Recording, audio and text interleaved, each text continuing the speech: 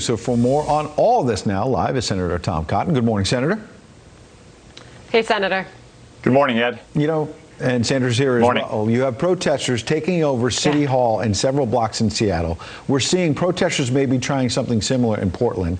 In Seattle, they're extorting businesses, allegedly. The governor says he doesn't know anything about this. I feel like we're right back to that New York Times op-ed you wrote, "Send in the troops," that caused so much controversy. How does the president, who tweeted overnight that he's going to restore law and order, how does he bring order to Seattle?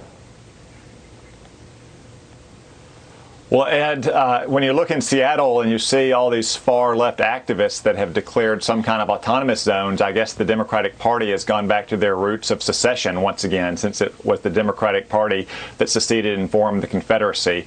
But obviously, no mayor or governor should tolerate the occupation of critical government buildings.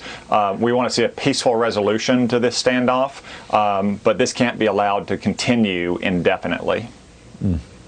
So we don't know exactly how far the president is willing to go here when he says, if you don't step in, I will. So what are you suggesting you would support in the president's efforts to bring calm? Well, you know, I suspect if you turn off the electricity and the water and the air conditioning in some of those buildings, those activists might decide that it's time to end their activism and go home after a few hours. Those kind of nonviolent steps, I think, would be appropriate. No government can allow an angry mob to take over its buildings and refuse or prevent the people's government from doing the people's business. Senator, the other breaking news this morning, of course, we've been talking about General Milley and his comments in this commencement address, apologizing for being part of that photo op in Lafayette Square. John Roberts reporting that it didn't appear the president got a heads up on this, so we're still reporting all of that out. This follows Secretary Esper expressing regret. What's your reaction to all of this, sir? Well, General Milley is an outstanding military officer with a distinguished record, and we're all very fortunate to have him as the chairman of the Joint Chiefs of Staff. I know one thing that General Milley regrets is that he was at the White House in his camouflage utility uniform. By custom and courtesy, military officers always wear dress uniforms there. But he was actually on the way to the command center in downtown FBI dressed in the same uniform that all of his troops on the streets were dressed in, because he was going to be out with his troops. But I know this.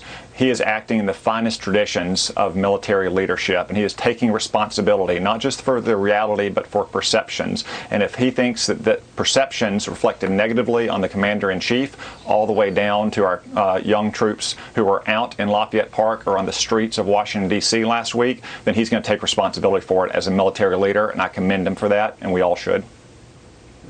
All right, good to get your response to that, Senator Cotton. Now I want to play this exchange because you are at odds with Senator Chuck Schumer on how to proceed with police reform. We're waiting on specifics from the White House, but first let's watch this together. We demand action, and we demand it now. Real action, not rhetoric, to reform our police departments. We have heard objection from the senator from New York, not to a single word of that resolution itself. A resolution which I will say again, calls for justice for George Floyd and for all victims of excessive force, as well as opposes radical efforts to defund the police. So obviously you're having a pretty fierce exchange here over what can get done, what should get done, but he says that you're just rhetoric, not action. Yes. So, Sandra, that's exactly what you saw yesterday on the Senate floor. Chuck Schumer, speaking on behalf of Joe Biden and the rest of the Democratic Party, they are unwilling to oppose these radical efforts to defund the police. The resolution I offered very simply called for justice for George Floyd and other victims of excessive use of force, but it also opposed the radical efforts to defund the police. Chuck Schumer repeatedly pressed on the floor when I spoke, could not identify a sentence, not a clause, not a word of that resolution to which he objected. It's obvious what he was doing. He was blocking an effort to put the Senate on the record of opposing this radical idea that we should defund our police, because the Democrats are scared of their own far-left activist base. The Democrats have to own up to their support for defunding the police. Talking about this broader debate that's going on right now, I mentioned your New York Times op-ed that caused so much consternation. The Senate Republican leader Mitch McConnell weighed in on that. I want to play and give you a chance to react, sir. Watch. One of our nation's most storied newspapers just had its intellectual independence challenged by an angry mob, and they folded like a house of cards. A jury of people on Twitter indicted them as accessories to a thought crime. And instead of telling them to go take a hike, the paper pleaded guilty and begged for mercy.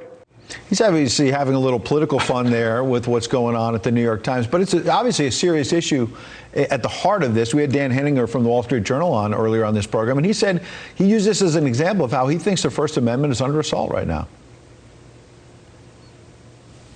Yeah, Ed, there's no doubt that the spirit of the First Amendment is under assault by the far left. Look, the New York Times and these big tech companies are not government agencies, so it's not government that's suppressing speech, but the spirit of freedom of speech, freedom of expression, freedom of inquiry is being threatened by these far left Jacobin mobs who are looking for their own Robespierre. They found that in the New York Times publisher. They find it increasingly in the Democratic Party, trying to suppress thought with which they disagree, even when it has a majority of American support, as my op-ed did. The New York Times is a laughingstock, and they should be ashamed of themselves. Senator, I want to finish off by asking you about your ambitions. A consultant close to you is quoted saying that you will consider future opportunities as they become available. Any comment on what your political future looks like and what direction you may be going? Well, my political future right now has a re-election campaign in Arkansas, and I'm working hard to earn the votes of the people of Arkansas for another 6 years in the U.S. Senate, and working to help my colleagues get re-elected so we can keep Republican control of the Senate and ultimately, of course, to re-elect Donald Trump. That's where my focus lies right now. Well, if it doesn't work out, you could always try to become an op-ed writer, I suppose, Senator. Good to have you on. I don't know if they'd let me back in the pages of the New York Times. Okay. So. Thanks for coming on. Okay, Senator Tom